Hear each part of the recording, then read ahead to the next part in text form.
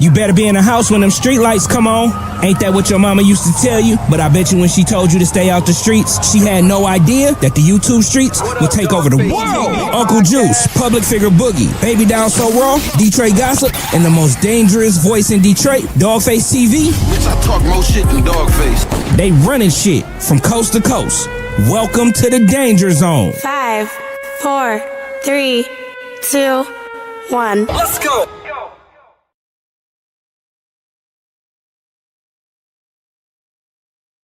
Mic check 1 2 1 2. Mic check 1 2 1 2. My name is Dogface Calderon. I want to welcome everybody to the YouTube streets. This is a special segment, and I'm calling it a special segment because every now and again we got to check some niggas. Every now and again we got to get some straightening. See, the one thing that people don't understand about the YouTube streets is they think that we have to be reasonable-minded people. I'm here to tell y'all that it ain't nothing reasonable. It ain't nothing reasonable about nobody on this panel. In the lower left quadrant, it is everybody's favorite auntie. Auntie!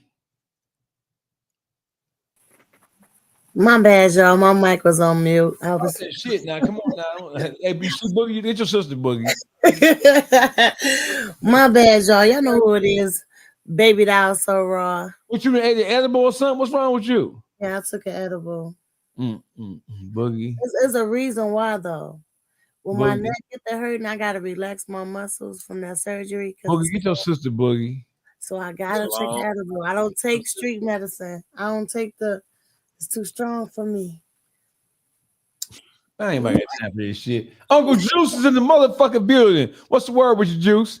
What up, though? Everybody go check out that Dogface interview on Real Life Street Stars. Go tune in to Real Life Street Stars so y'all can hear what's going on in the Motor City. You feel me? And hit all that likes, comment, and subscribe to everybody's channel. Let's get these views up. And last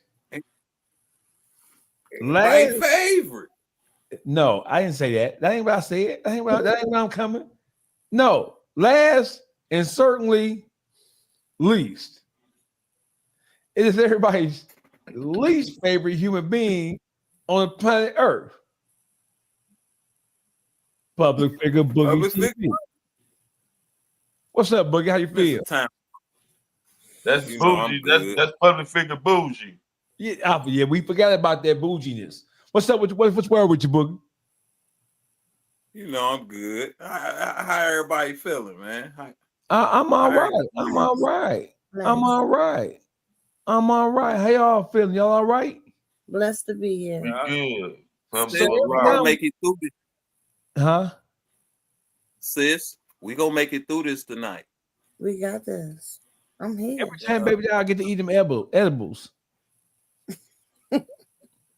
Every time she get to eat them edibles, bro, it's the issue. Hey, listen, welcome to the YouTube streets. Every now and again, we got to check some bitch ass niggas, and this will be no exception.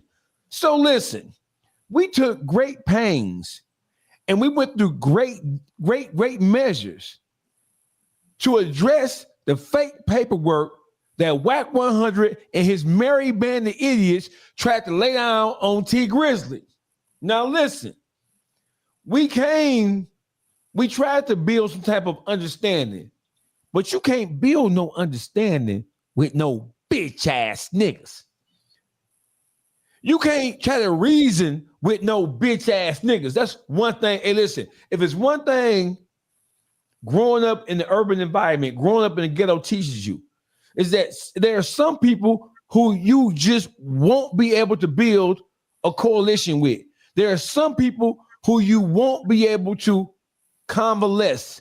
There are some people who you can't get along with because some people are so bitch made and so fuck boy-ish that ain't nothing you can do with them. So all you can do is what Moses did to them Caucasoids on that mountain and get their ass together, rile them up, and blow their motherfucking ass up, Juice. You hear me? You already know. So listen, in the latest episode of Stupidity, let me go to Instagram first. So Whack 100 and his merry band of exposers, they trying to play with the emotions of reasonably intelligent people. That's what they're trying to do. So let me take this here. So one of them Whack 100's admitted chief spies, his name is Ghost. Now, we took it easy on Ghost last night, even though Ghost is one of the people who is in violation. He in violation helping to spread whole shit. He is in violation of helping to spread whole shit. So we tried to take it easy on Ghost last night because generally speaking, Ghost has been a respectful person. But now you can't match respect with disrespect. You can't match being a gentleman with fuckboy behavior. Hey, Ghost, we're going to need you to bring your ass to the front of the congregation because we got a sermon to preach to you. I need everybody to like, share, subscribe, comments. We call our chat the Dog Pound Chat. You want to leave a comment? You want to chime in? Even if you want to join us live on stage, we can. This is YouTube Streets. We don't be ducking no wreck. We don't be ducking no wreck. So if you want to join the YouTube Streets and pop up on the screen and address something, right? Yes, he does, Lamar Green. Ghost has to be reprimanded. You know why? Because Ghost, I talk to Ghost quite frequently through the DM. And I warned Ghost about jumping on this shit before he ever said one word about it. But just like a good lackey he is, he jumped head first. Right along with Christopher bitch ass Lovejoy. Should we cuss on YouTube street? Glass jaw. Big pussy ass nigga claiming to be a Crip, but been to college, graduated high school, been to college, played collegiate sports and everything. How Good boy. Gang banging is motherfuckers who come from the environment who have no options. How you get to be that way? You cigar smoking. Every time I see you with a cigar in your mouth, it reminds me of somebody putting a cock in your mouth, you bitch ass nigga. See, the YouTube Streets, so we had to take it easy the last couple of days, but not tonight. Tonight, we going to the motherfucking roof. Ghost, back to Ghost. Hey, Ghost, you go here, Boogie. Wait a minute, hold on, Boogie. Before you go to Ghost, right? So listen, this is what Ghost posted. I believe it was sometime today. And Ghost says this. He shared a text message between him, some guy named the Exposures, that's their camp. And here's a text. Let's find T Grizzly's paperwork. Let's see what he really did time for. And then somebody sent a PDF of a home invasion, right? And then in the caption it says, Whack 100 chimed in on this pussy ass shit so much it'll make your head spin. But in the caption, he says,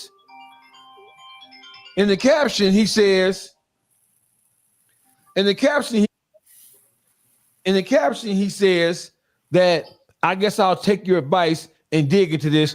And he tagged somebody named Young Aunt Hefe. I've done my research on Young Aunt Hefe, and Young Aunt Hefe is a Crip. I believe he's a 83rd. He's from 83rd. He represents the 83rd branch of the 8 Tray. He's an 8 Tray Crip out of LA. So we're no longer talking about the legitimacy or the illegitimacy of the paperwork, the fake work you niggas put down. You ain't answered that question at all, right? We ain't talking about that at all. We're now talking about what T Grizzly went to prison for. How we get way over there, gentlemen? Right. How do we get over here to where we're now trying to dig into a black man from the ghetto, from the west side of Detroit? And you niggas trying to dig into something that he's already said in his first hit record that has gone quadruple platinum called First Day Out, where he talked about the days when he was a robber, where he talked about the smash and grab, where he even named his Confederates. He named Wando. He named Theo. He named Boss Move. He named JR. They talked about what happened in Michigan State. They talked about all that kind of shit. They talked about the smash and grabs. That's a matter of public record. It's on motherfucking. He put it out there for the world to see. So what are you niggas hoping to look at? How y'all get way over here, nigga? And some of them people he went back and reimbursed after he got his life together. You feel me? Those that he could find. You feel me? And they did interviews with him. See, listen, this is all about morals. Ghosts have none. This bullshit fake, you stand on it. You understand that it's fake, and Wack put this on the table, and you still go to play and stand on that. No morals, that's them the qualities of a hoe. You wasn't called a hoe last night, but today you a hoe, because those are the qualities of a hoe. No morals, right? You stand on something like that, no morals, my nigga. It all been broke down. It all been put on the table. Everybody deleted what the fuck they got. And then you move on to the next situation. There's not even a situation, something a nigga already told you in one of the biggest songs in Detroit history, damn near step by step of what he charged with. And it's the shit that niggas pull. You a hoe. But they need you stop throwing rocks and hiding your hand. The motherfucker who got a problem with them step forward like a man. Stop fishing for shit. You feel me? Step forward, because that's all they own is a fishing excursion. You feel me? But as a man, you should know. Never play the yes man game with another man. Either be who you is or get the fuck from around him. Right. But that just shows the qualities in Ghosts. Like, nigga, no, I wasn't even talking about Ghosts. I'm talking about the motherfucker who's sending Ghosts on these missions. I'm talking about Ghosts because he letting the nigga play him like a peon. We all know how wacky. We know how wacky he is. Just because how wacky he is don't mean you got to go for it, nigga. Nigga got his hand up his skirt and shit. You feel me? Right. All the lapdog activity. At some point, nigga, you supposed to cut a nigga off. Hey, man, this work ain't right, nigga. A nigga could put some work on your ass and it be false. That's what you don't do that to another man, nigga. And you don't push it. You don't endorse it. You a hoe. Boogie said that. Nigga, you don't endorse nothing like that. Baby doll. Ghost is one of Wack 100's main spies for Clubhouse and for all things that Wack wants to get. He's an exposer. He's not always on camera. I think he is always on camera with them with the exposure camp. He's in one of those squares. So he's an official part of Wack's exposure camp, and he's a researcher. He's one of Wack's lead spies who goes out and retrieves information and bring it back to the forefront. But Ghost is a motherfucker. Come on, Ghost. Come on, man. Come on, Ghost. Do we really have to spank your ass here? Right? I mean, if he keep pouring gasoline on a motherfucking fire, he gonna get burned. You feel me? Motherfucker gonna keep warning him. You feel me? Motherfucker took it light on him, but we ain't no motherfucking pushovers over here. You feel me? You got one time to fuck up everything around here, nigga. So listen, Wack 100, right? After everything is said and done, Wack 100, he went to where we knew he was going. He starts on Clubhouse. And he gets the stupid ass motherfucking mindless ass simpleton drone ass niggas and the goofy ass hoes with no face, no case over there on Clubhouse. He riled them up to talk about the issue. They present the issue on Clubhouse. It moves over to Instagram, right? And then from Instagram, it moves over to the Explosives podcast on YouTube. And hopefully, in their mind, if they drum up enough support or if they agitate enough shit, then he'll get called up like he did with this situation by Adam 22, because Adam 22 is in the content game. So he get pulled up by Adam 22. He's looking to get pulled up by Trap Lore. He's looking to get pulled up by Academics. He's looking to get pulled up by Vlad TV. That is how the game works, right? So he has to stand on some shit that he know not legitimate, because he's not concerned with the accuracy or the truthfulness of what's being said here. He's running with it because as long as he got this bitch ass nigga Shooter, who we all have discovered is a rat bitch ass hoe ass nigga. What are you talking about? What are you talking about? So here's Whack 100 on Adam 22 as Adam is questioning him about the T Grizzly shit, and everything he's saying comes from a fake ass police investigation report that has been debunked and have been proven to not to be true. Watch this. Brother told me to send this to you. I didn't even know what it was. See, I respond. I say, "What brother sent what?" Because this number wasn't in my line, right? He said, "Baby Shooter."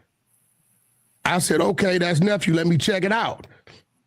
He said, "All right." I read it. I said, "Is this T Grizzly telling on nephew?" He said, "All right." He said, "Yeah." So now Shooter got an ad charge now. What ad charge was that? Because he didn't have his charge. He just been fighting the shooting. I think. So he's saying that Shooter has an ad charge trying to suggest that even though he's locked up for some totally other shit, right? Going to trial. Now he's saying that he's charged now with the burglary of T Grizzly's house, and they're trying to say that fake paperwork, who he admitted didn't come from the police at all, is the reason why he has an ad charge. The ad charge is he's being charged with something else outside of what he was originally locked up for and going to trial for. This is what he's saying. This is this bitch ass nigga. At one point, there was a clip of Shooter talking about this T Grizzly robbery situation, and I feel like it was on our channel, and we ended up having to take it down. And listen, that's cool. And I'm gonna be real. No, nigga, not that's cool. Is it true? Because there was a clip, and I saw it, of this nigga talking about how he was responsible and how he had participated in burglarizing T Grizzly's house like all these other bitch ass niggas do come on this show and tell on their motherfucking self.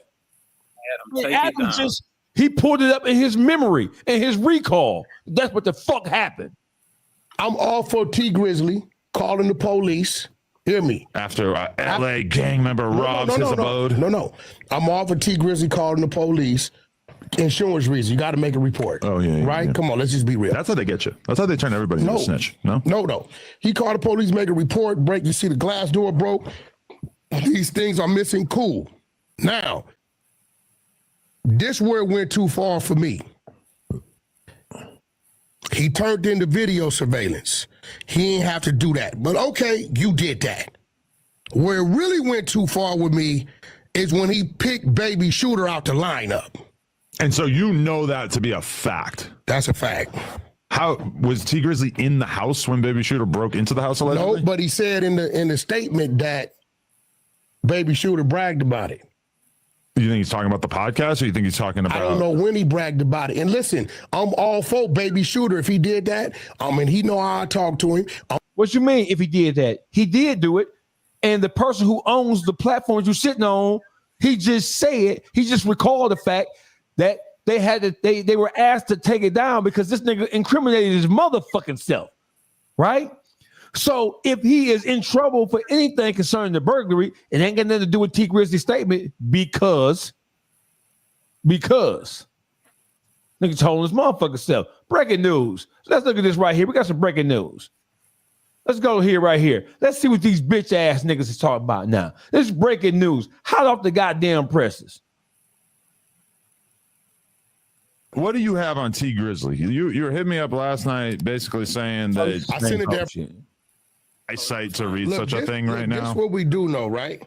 It's right there. Maybe if I brought it up on my phone, I could, but it's right there. This is what we do know. Okay. Shooter got an ad charge. We ain't finna listen to this stupid ass shit no more. Hey, listen, we've already dispelled with the fact that paperwork ain't real. We've already looked at it. We've already reviewed it. It ain't real. So your total conversation about what's going on here is based off a fraudulent police report who we've already proven was false.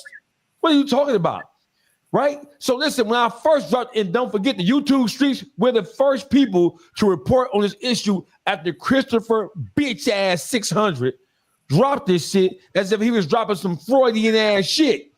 We're the first people to report on this shit. Let me tell you how thorough we are with this shit. Watch this. We ain't even gotta pull it up no more. Let me show y'all something. Down the badge numbers. Y'all see this guy right here? right?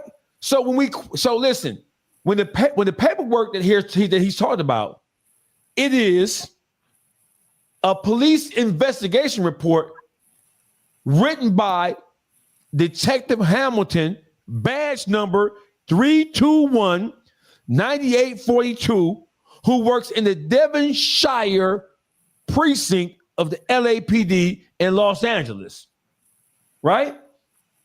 So when the paperwork on the surface of it, on the face of it, is so fucking crazy, and so just on the face of it alone, without reading anything, you can tell by the structure and the format of this fake ass typed up piece of paper, it's not a legitimate fucking police document. We've already went over how it's not legitimate. So watch this. Let's go right to the 900-pound gorilla in the room.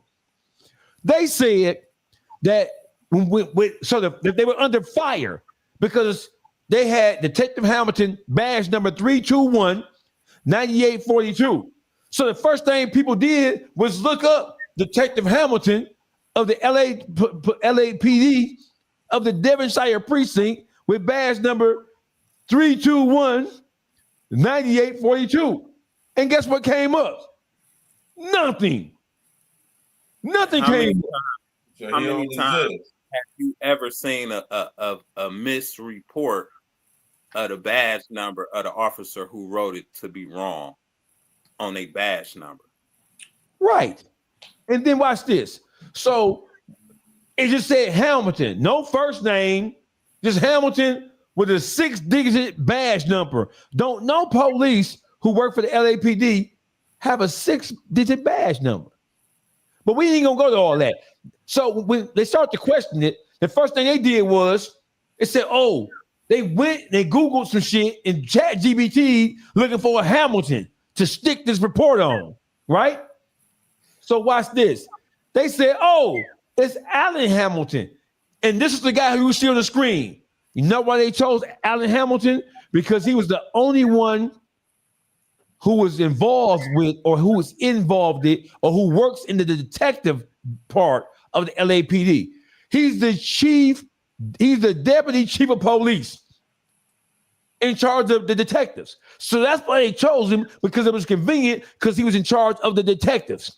But he's the deputy chief of police. And they said, okay, this was the guy who reported on this. This was the guy who took the report. This was the guy who interviewed T. Grizzly at his home on February 17, 2024 at 1:34 p.m. This is the guy right here. They put him up. Ghost put him up. Wack talked about him. They showed a picture of this guy right here.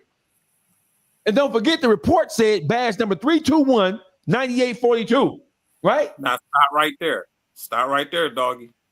I think you might want to play some more of that No Jumper, because Alan Hamilton's name didn't come up in No Jumper. It was another officer name this time. Hold on. So Alan Hamilton's name didn't come up, who took the report that he said on this No Jumper interview.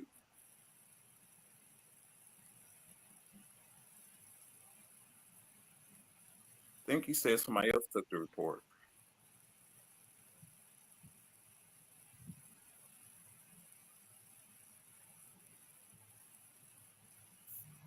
Wack gonna do what Wack gonna do. But as you see, Christopher Love He on his third jury one. trial on one case. He ain't taking no deals. You see what I'm saying? So now we gonna see when it come to trial what happened.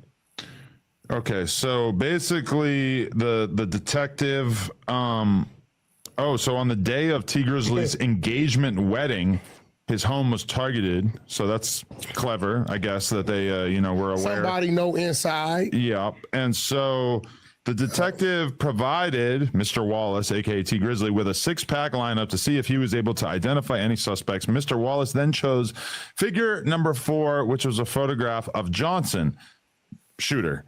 Mr. Wallace stated that he doesn't know Johnson personally, but Johnson bragged about breaking into T. Grizzly's residence.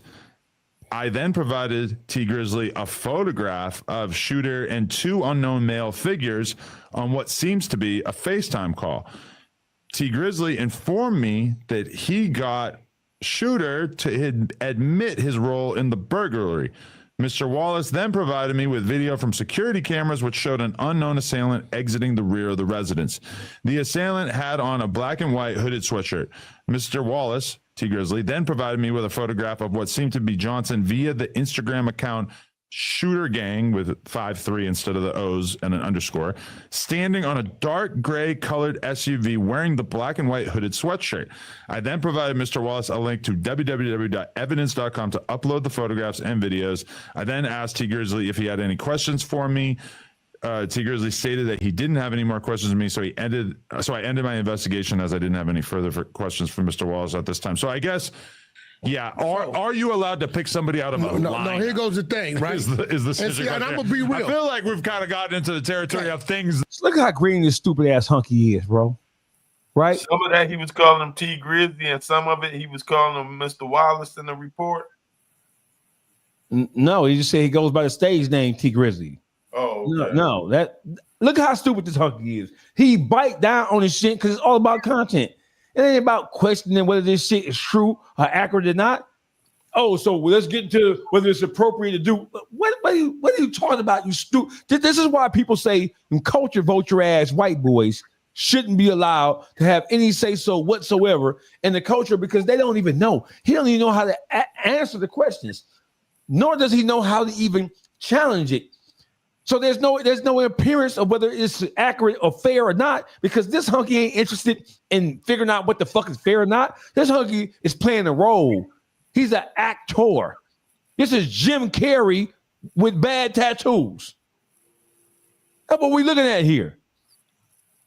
So we're gonna move past that. We already debunked the report. But so watch this. So just so we're on the same page, right? Where we at? Where the fuck we at? We here. So let's go back here for a second.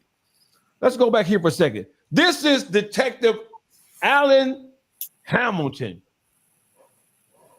In the report, it don't say Alan Hamilton. It says Detective Hamilton. Badge number 321-9842.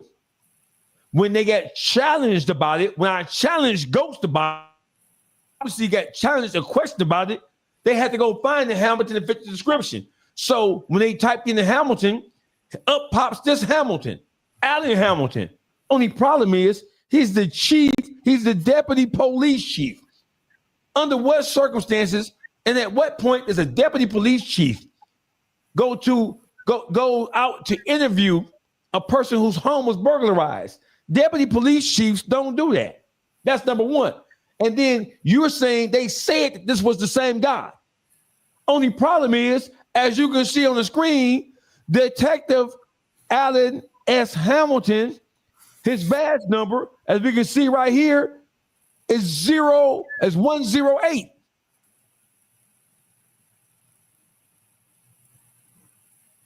They missing three. They had 3 extra digits. Here you go. Even more proof. His serial number is 27393. His badge number is 108. He's in the detective bureau. That's why they chose him, because he's the only one out of all of the Hamiltons. There are 5 Hamiltons that work for the LAPD. He's the only one who works in the detective bureau.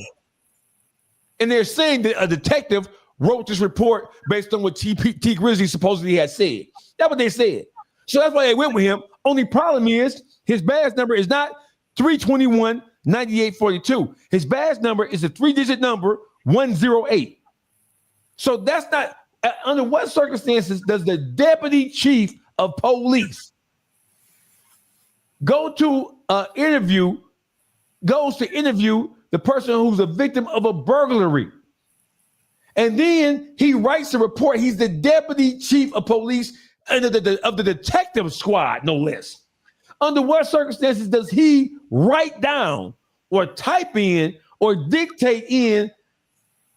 How could he get his badge number so wrong? So 108 is his badge number, but on a fake ass document, his badge number is 321-9842. 42. That's 7 digits. How we get from 11018 to 321 9842? That's 7 fucking digits. That right there let you know it's all bogus and fake. Simple as that. And you're trying to take the word of, oh, this shooter, he a real nigga. We're going to take the word of the shooter. We're going to take the, listen. T Grizzly would have called the police on him for what? His home was insured. His jury was insured. All the items in the house was insured. And then we go to find out that WAC 100 has been in this shit from the very beginning. Listen to this, baby doll. WAC 100, he called me like, hey, look, hey, nephew, you hearing about this, you feel me? Money on your head shit? I'm like, hell no, Harlan, what the fuck you talking about? They're like, yeah, they talking about sweater shit warm. I said, damn, I don't know what they talking about. He like, man, we gotta get up with T and them. I'm like, look, bro, you feel me? He like, man, it's money on your head, nigga. Like, I'm telling you, nigga, I'll just listen to you up. I'm like, all right, feel me? Like, shit, I'm so little. So WAC 100 called Baby Shooter, aka Tony the Tattletale Johnson, and told him, now mind you, WAC 100 supposed to be banging Pyru. Tony the Tattletale, aka Baby Shooter, is a gangster Avalon Street Crip. But you just played the Adam and him talking, and he said that they called him with the information. Wack did.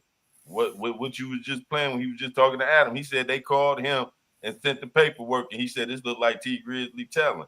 Yeah, that was an update. He said this happened yesterday morning.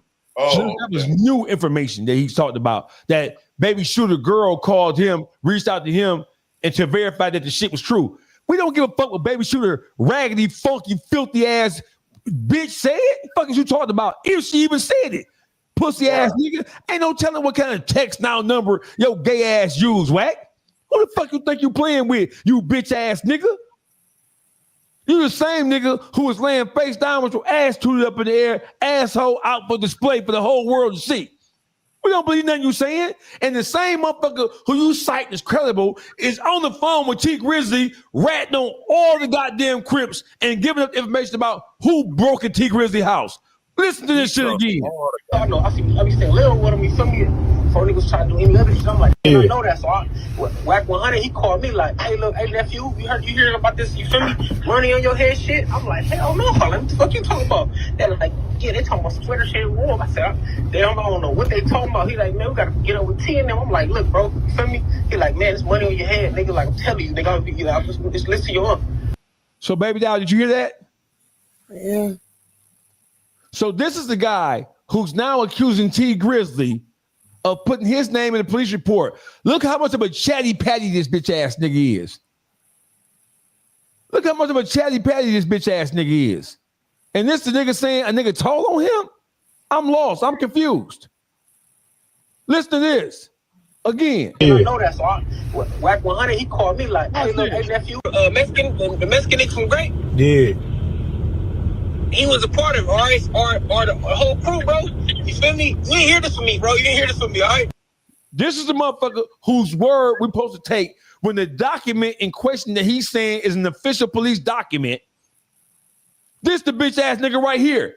He know he in trouble because he know this audio and this video has surface of him telling on who broke in T Grizzly house. He know he in trouble. Listen to this shit. Listen to this shit. Yeah, you ain't gotta worry about that. All right, it's Nick. It's my cousin from schoolyard, bro. Boom. My cousin from schoolyard.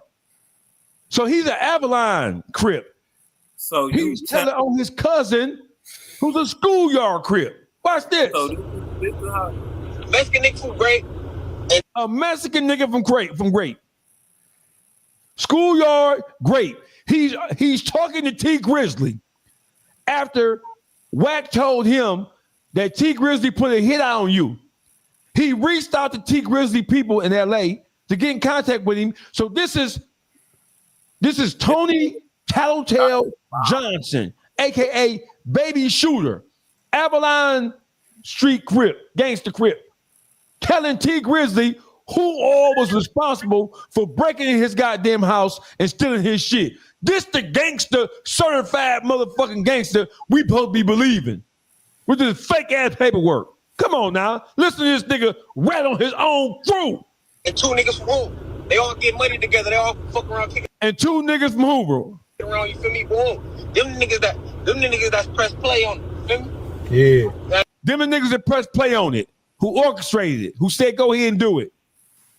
Them niggas, they jeweler, they want to fuck with it. They see all the face, they see the face. They're like, oh, is that ain't we ain't fucking with it, whoa. They're like, shoot, you wanna know, you feel me? I know your jeweler just fucking with whoa. Feel me? Like, oh, I'm like, shit, hell yeah, he probably get ready for you, feel me? Like, y'all niggas gotta cash me out though, set. Oh, but I know about the shit though, that's why I asked him, I'm like, you know, you fucking nigga T Grizzly, like, he like, nigga off limits, I'm like, on crib. I'm like, I ain't say, I'm like, all right, you feel me? Like, boom, but I already them niggas on that, feel me? Not to miss you, I'm telling you, I'm on ankle monitor. Mexican, blue blood telling that nigga that was, yeah, that's the other nigga, that's the other little nigga that was, it's like 4 or 5 in it on that shit besides the other nigga, besides the nigga that I sent y'all that put the whole play together. So he sent them.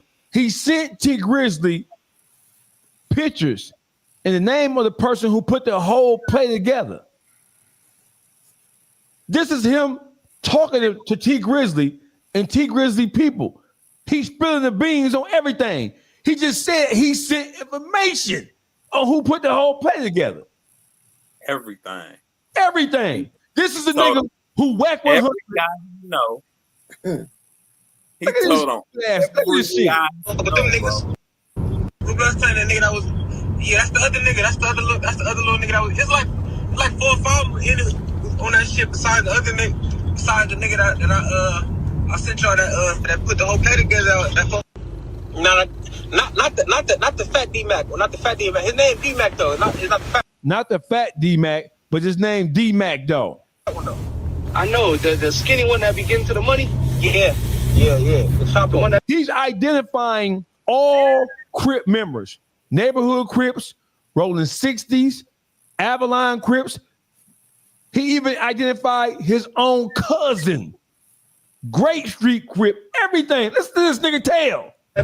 Yeah. Not to tell you where the ticket to and all that, but at this point, that shit probably long gone. Yeah, like we don't. Them niggas getting rid of that shit. I wasn't never gonna buy it back anyway. I ain't no type of nigga. Nigga take my shit. Don't get caught with it. That's T Grizzly saying, hey, listen, bro, I wasn't buying shit back.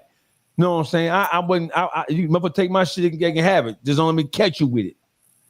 So this is the person whose word they want us to take. Saying that in the document is faking in a $3 bill. Wack standing on this shit because he has no choice. He's been exposed at his own game. And motherfuckers like Ghost, listen, bro, you're not even getting paid by this nigga Wack.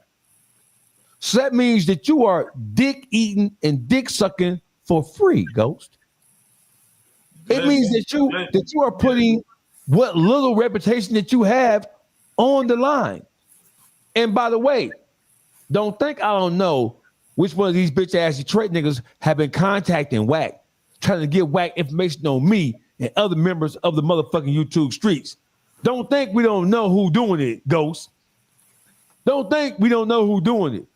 So the information that y'all stockpiled and compiled on us, that shit ain't gonna work, Playboy.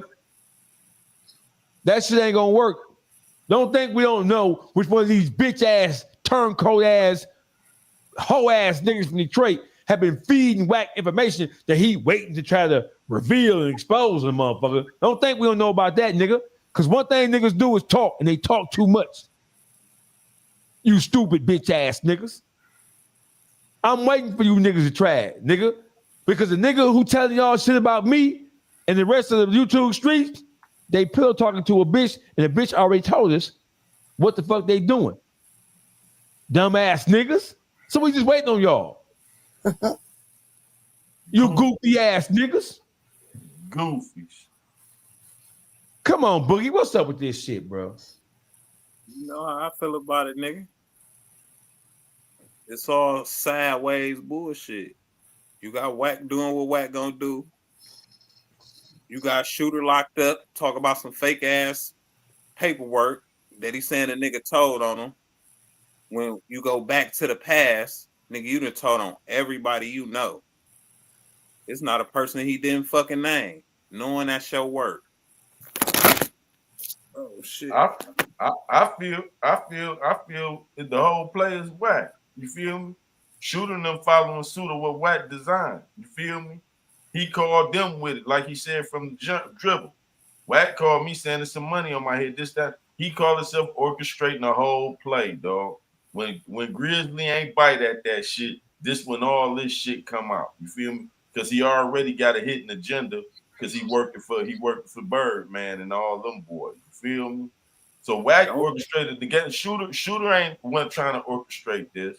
You feel me? He just got caught up in it because he already knew he was telling. So he ain't wanted to go no further. But Wack called himself going to try to clean it up and turn the table on from Shooter being the rat to T Grizzly the rat. How the fuck you got this nigga bold-faced ratting and then you trying to twist it on another motherfucker? Why would they even go and ask T Grizzly to pick somebody out of lineup when he wasn't even home when his shit got broken into? So what detective is gonna go through all that, wasting that time? Because that's not gonna stand in court. Because all the whoever they get, the defense lawyer be like, how could he pick somebody out of motherfucking lineup and he wasn't home? You feel me? And anything else they needed from him about seeing somebody, they would have just told T Grizzly, drop us that surveillance work. They don't need him to pick nobody out of lineup. They go get the surveillance camera. He ain't got to go through that. That's how you know they fishing, dog. Ain't no detective who go ask a motherfucker who wasn't home to pick somebody out of fucking lineup. No matter what he supposed to heard on the streets and none of that. Why would they ask him to go through a lineup? So watch this, and also watch this, Juice. Watch this. In the so-called report they were reading from, it don't say that T Grizzly called them and told them that he has some information for them. It don't say that T Grizzly named anybody. It says that they showed him a lineup. It wasn't even no interview. They up and show him a lineup. It don't say T Grizzly volunteered no motherfucking information. All this shit about he picked out figure number 4. Says who? First of all, listen, we ain't even finna keep on talking about this fake ass report because the report is a lie. It's fake as hell. It ain't nothing true about it. We've already debunked it. We've already shown and proved that it wasn't true. So I guess, are y'all still saying that Allen Hamilton, because he ain't talked about that shit on Adam's show. He ain't talked about how the badge number for the officer that he said took the motherfucking report don't match the badge number of the actual goddamn officer. He ain't talked about that. Let's start right there. Let's get to that. Like Zip the Drip would say, let's get to that. What are you talking about? Wack 100, you the worst kind of nigga in the world, you bitch ass nigga. And that's why you always find yourself laying on your stomach with your ass shoot up in the air. That's why your bitch was crying on Loose Cannon bitch shoulder and outed your ass and exposed your ass as a bitch nigga you is. And you tried to get the shit scrubbed off of YouTube.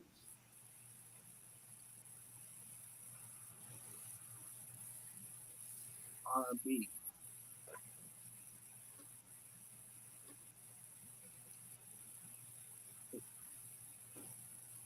Call me. You don't need Wack.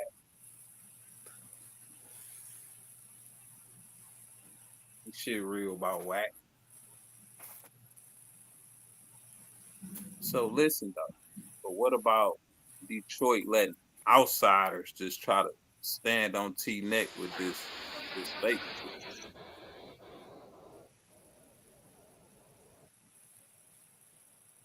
Saying ain't nobody that he looked out for said 2 words on their platform. But that Nah, if it was real, ain't nobody telling nobody defend and harbor no rat. But that's not the case here. That shit extra fake. Grade A fake. So it's no Detroit. It's no bloggers. It's no platforms, no podcast. Gonna stand on this shit and beat it down like how they trying to beat it down niggas' throats. And this shit fake. Hey, listen, Boogie. Every rapper and then every blogger in the city of Detroit been in prison, been in jail. They know what paperwork look like, whether it's real or whether it's not real. They know what it is. So are we? Because I missed something. I was on the phone. My bad. Are y'all what's this topic about right here? Is it about the lack of support for T Grizzly? Right. Okay. Exactly what it is. I can't say it because I wasn't born in Detroit. So, Baby Doll, question to you, Baby Doll. I don't see no blogs, no YouTubers, no podcasters. And so T Grizzly is a Detroiter, is he not? Yeah, he is. Right? Yeah. Yeah. I don't see no local podcasters, no YouTubers, no local celebrities, personalities, nobody coming to T Grizzly's defense and saying, hey, this nigga a bitch ass nigga. Lend their voice to this shit. So when the Forum magazine shared what I said, people say, oh, we ain't know nothing about it. We don't believe Wack, no way. But listen, when you silent and sit back and watch a nigga character get assassinated that you niggas supposed to be all right with, supposed to be on the same level with, or the same understanding with, it's supposed to be Detroit versus everybody, right? Yep. Where everybody at then? Because the Detroiter is being attacked by a nigga of questionable character, to say the least. Where are all the big rappers? Where are all the big producers at? Where are all the big blogs? Ain't nobody saying nothing? Ain't nobody saying nothing. That's proof that Detroit versus everybody shit is fake. Let me tell you niggas something. The only motherfucker who defended when Wack 100 went at 4-2 Doug, trying to embarrass him by saying that Offset shocked him, snatched his pocket loose over a gambling debt. The YouTube streets is the only podcast, period. The only YouTubers, period, who said something in defense and got some straightening about what Wack was saying about 4-2 Doug. Fast forward a year. When T Grizzly is under attack, the only podcasters and YouTubers coming to his defense, and they don't even really need no defense because this shit is fake as hell. It's the YouTube streets again.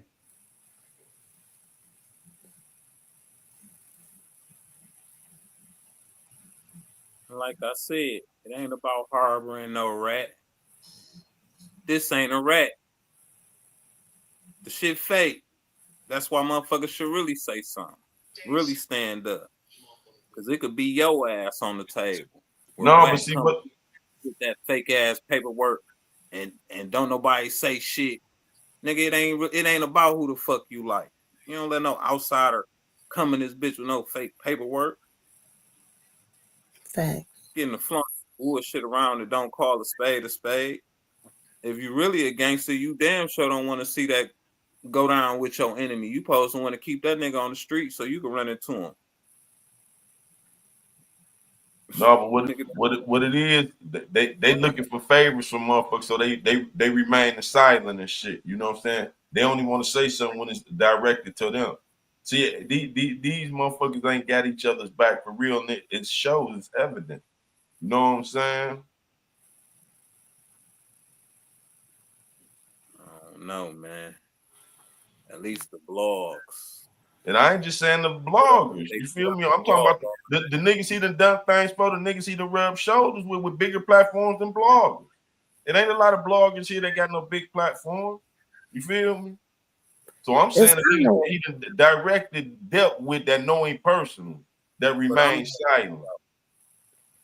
It's weird that Wack will go to that extent to even. As far as they can get something from you. Other than that, they not fucking with you. Detroit just a fake ass city. Go ahead, Baby Doll. It's just mind-boggling to me that Wack will go to that extent to hate on somebody. Like he put work into hating on you. Like that's deep. Like you would go that far. That's like he's a fucking lunatic. You sticking with your lies and you believe in yourself, nigga. You lying so good to yourself. You think so. That's weird though. No, the thing is, this is how he create his content. This is his form of his content. See, he done it with Doug. Ain't nobody say nothing. You feel me? That's what he do. It ain't he believing it. He know it's fake. He creating it. You feel me? He creating it. He run the whole play. He should be writing movies. So he run the play with a hidden agenda of this is how he go get on these big platforms and then get views, get them to give him, bring them these views, get them to get him part of that YouTube check, and he keep going on. That's why he bounced from all the academics, Vlad, No Jumper, Trap LaRoss, Seti Nash. He jumped to all them big platforms, 1090J, and he get them this content and run these plays. And that's why you see they half-ass deliver the plays. 1090J, when he did the shit on Larry Hoover, he half-ass did it, hurry up and did it. Then he didn't get off the rebuttals off it. He remained silent because he knew it was a play off the dribble. They know exactly what they doing. They ain't doing it running into this shit by mistake.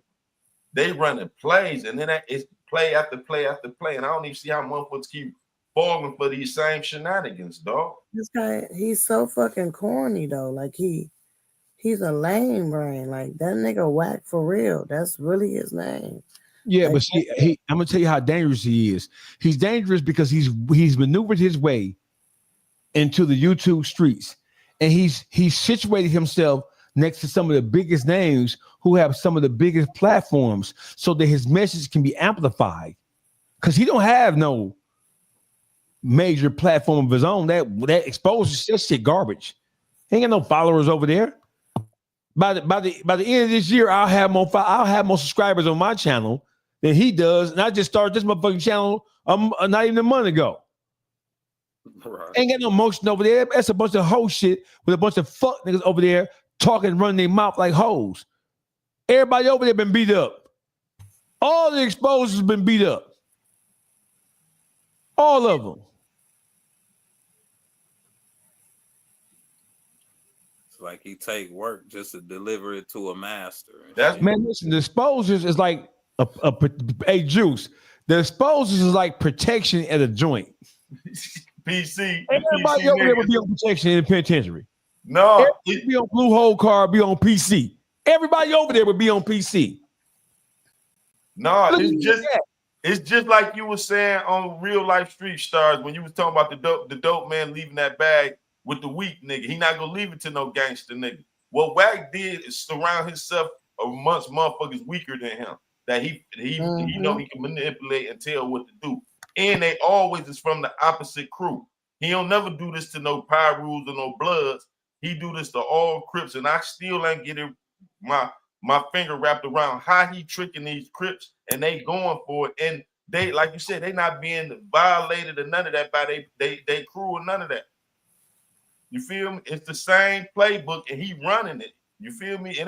He ain't changed the playbook yet. Only thing he did different this time is he ain't using the muscle game. He using these platforms. He ain't doing what Big U was doing. Check in. You feel me? He using these platforms, whereas if you ain't do what I say, if you don't get what I want, whatever he try to get out of, then he go on here and destroy. You feel me? He use all his platforms and all his friends' platforms to destroy you and make you look how he wants you to look, paint a picture of you how they want you to look. You feel me?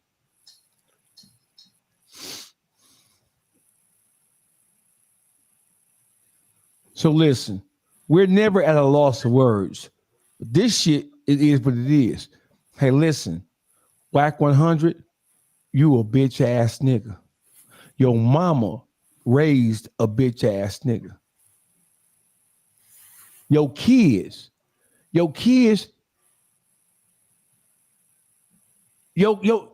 listen, hey, Wack, you know why your son is eating glizzies? Your son eating glizzies because that's payback. That's the Lord. That's our personal Lord and Savior. I'm saying God personally put a glizzy in your son's hand and encouraged him to put it down his throat as payback for you being a bitch ass nigga, Wack. Wack, your son is a glizzy gobbler. A transmission. He's a two-hand gobbler. That's payback for you being a whole ass nigga, Wack. That's why God did that to you, Wack. You ain't never gonna have no grandkids. You know why? Because your son got the grandkids up his booty. He's swallowing them. Your son is swallowing what What them wouldn't be your grandkids. Cause man, he picked them traits up from Whack. That three finger, that having his ass tooted up in the air, that ain't the first time. No, it ain't. His son seen that shit and it carried on throughout life. I believe that. Hey, Whack.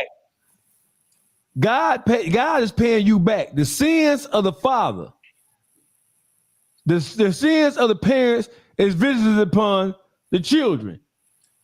Whack, you ain't never gonna have no grandkids. You know why? Because he's swallowing all of them. He getting hit in the keister, in the bunghole, in that dark place. Imagine going to sleep at night knowing your son is getting hit in the keister. Man. That's why Whack is so angry. That's why he's so angry. That's why he's so angry. His son getting hit in the poo nanny. In the boo nanny, because that ain't no poo nothing. It's the boo nanny. And from what I heard, your son, in them alternative lifestyle relationships, one of them be the top, one of them be the bottom. I heard your son is like TD Jakes, allegedly, power bottom.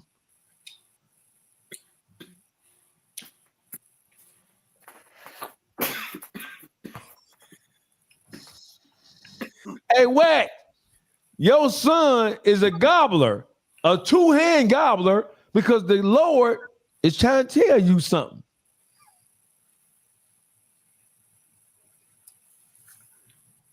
You bitch ass nigga. And Ghost. This one for you, Ghost.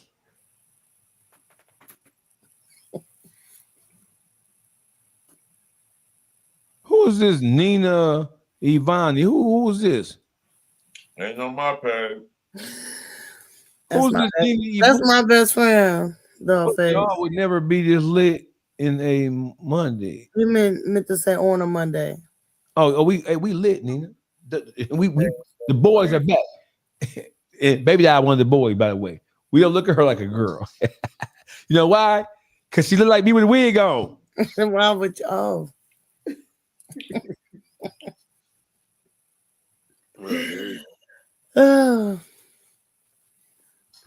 Y'all know what it is. Hey, Nina, what's up, Nina? Hey, listen. Real life street stars. Y'all want to do a review of Real Life Street Stars, man? What y'all want to do? Yeah, go ahead. Y'all want to do a review of it?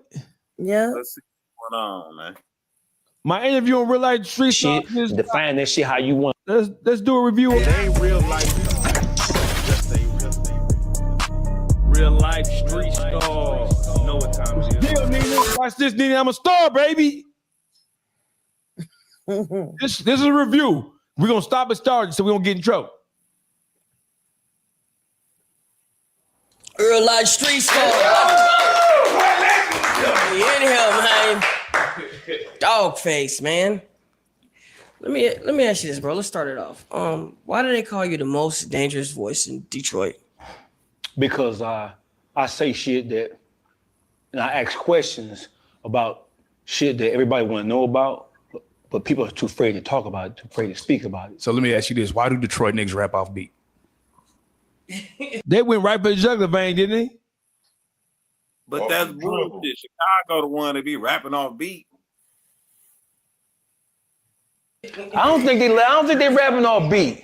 I think motherfuckers just gotta catch up to what's going on, man. That's what it is. You know what I mean? I think it's a new style. And with all things new, sometimes people are a little bit behind the curve when it comes to understanding what's happening. So you gotta understand, like, nigga, Detroit got some of the best rappers of all time. We talking about Proof, Eminem, nigga. We grew up on that.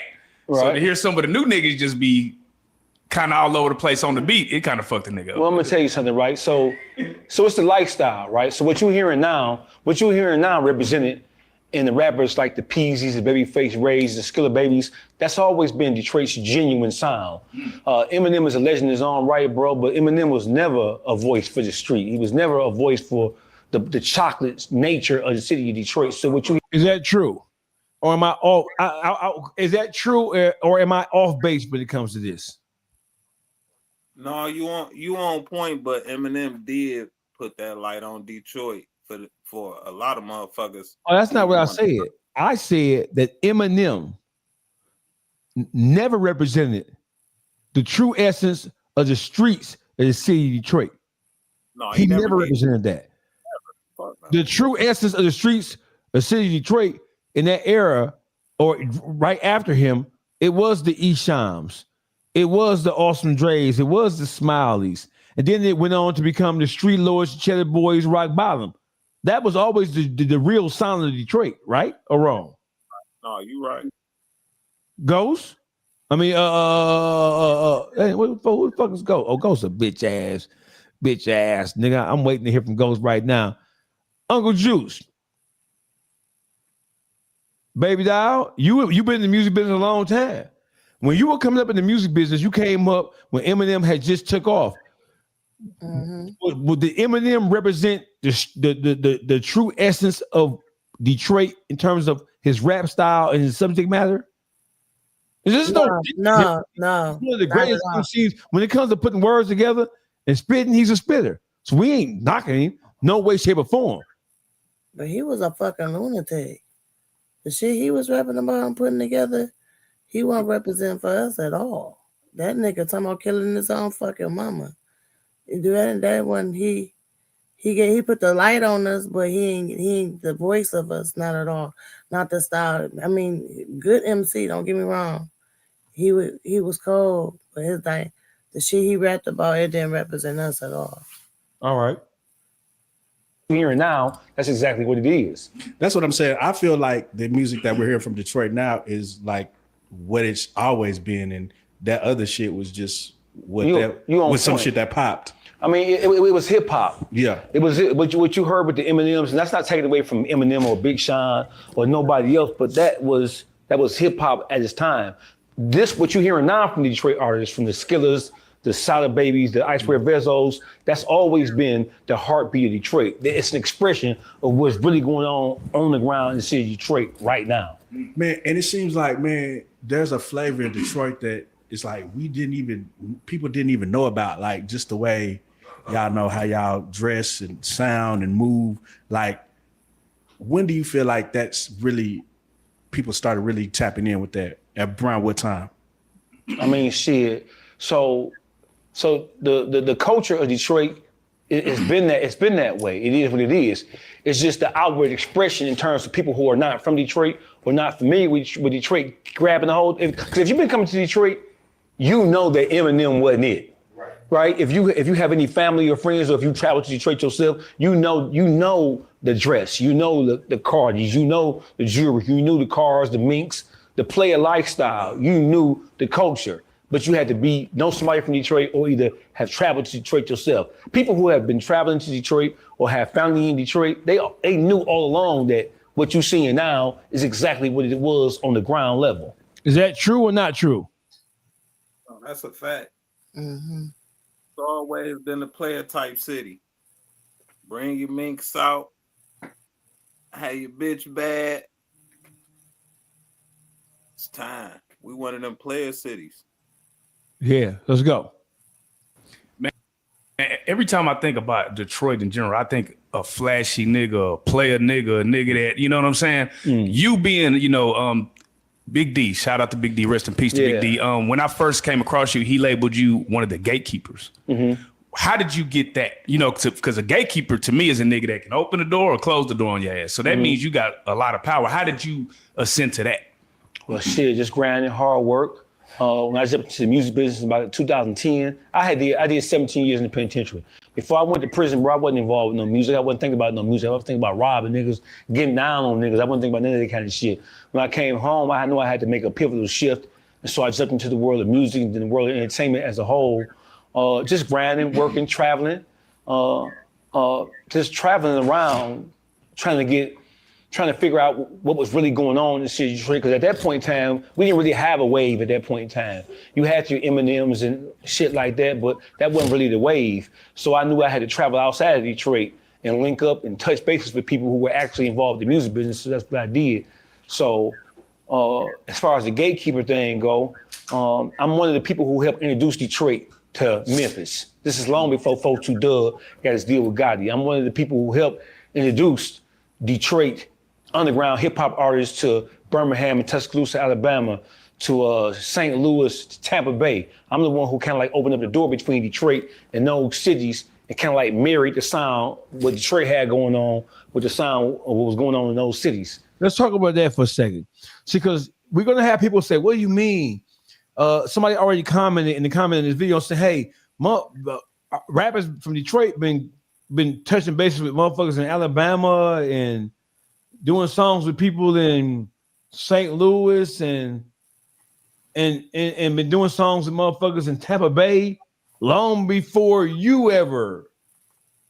Who? They wasn't throwing shows. No, they wasn't. And rappers from Detroit wasn't getting booked in Tampa Bay. The first rapper from Detroit to get booked for a show in Tampa Bay was T Grizzly. That was in 2017. You know how I know? Because I booked him through T Lee, Self-Made Entertainment. That's how I know. That was in 2017. When I say that myself and Helliver, the producer, we introduced Detroit sound to Central Florida from Orlando to Tampa to St. Pete. We did that. I took Babyface Ray music, GT music, 42 Doug, and Doug wasn't even no star in 17. I took Doug music, East One Music Group music. I took Doughboy's Cash Out. I took Risk Taker D-Boy. I took All-Star JR music. I took Peasy, Bears music. I took all their music to the radio station, iHeartRadio Tampa Bay. And not only did me and Helliver introduce that music to the radio DJs on 94.1 and then 95.7, the beat was iHeartRadio, we also dealt with the biggest club DJs in Tampa Bay, from DJ Yayo 305, DJ Head Buster, DJ BJ, because Tampa has a DJ BJ as well, and DJ Dream Chaser, who was the top DJs in that city. We took the music, Detroit artist music, to the club on thumb drives and gave it to the DJs. We did DJ appreciation brunches for the top DJs in Central Florida. Everything was free. But there's a lot of shit niggas ain't gonna mention, doggy, because they fucking hate your guts. According to them, you from Pontiac, and you ain't did shit for the city, for Detroit culture. Them niggas don't have an idea. When it comes to opening up the gateway between Detroit and St. Louis, that was me. When it comes to opening up the gateway between Detroit and Alabama, that's 2013. Name a rapper who did a song that you know of with any artist from Alabama in 2013. In 2013, you know who the hottest artist was from Alabama?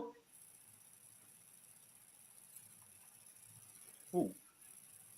Two of them. But in 13, the hottest motherfucker, you had Rich Boy.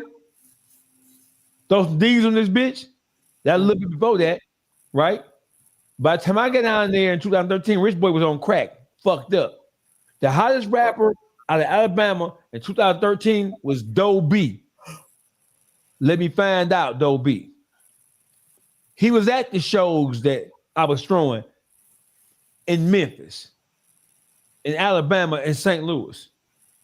That's the one T.I. had signed, right? Yeah, Hustle Gang, Doe B. Let me find out. Right? So, I mean, it is what it is when it comes to kind of like spreading Detroit sound, the real sound. I'm one of the people, me and a couple of other people are I'm gonna just talk about myself, bro. When it comes to spreading Detroit sound, introducing people to Detroit's real sound, ain't nobody did it better than me, bro.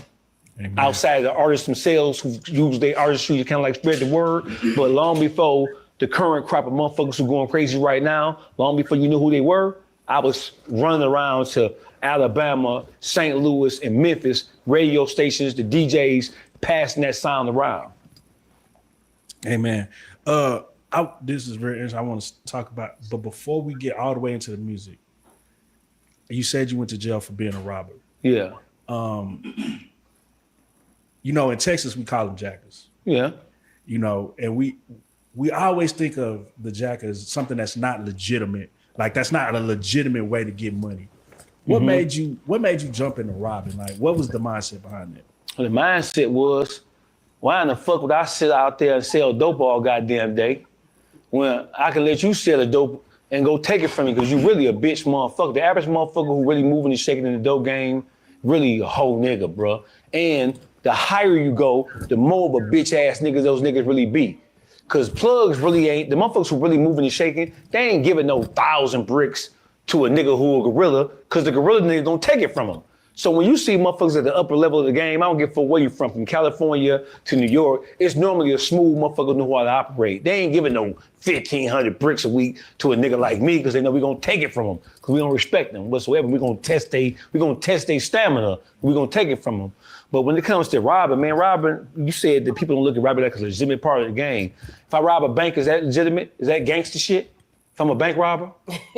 Absolutely. Okay, so listen. So I don't know where that shit came from. That's just some modern goofy ass shit. Robbery is a part of the game, right?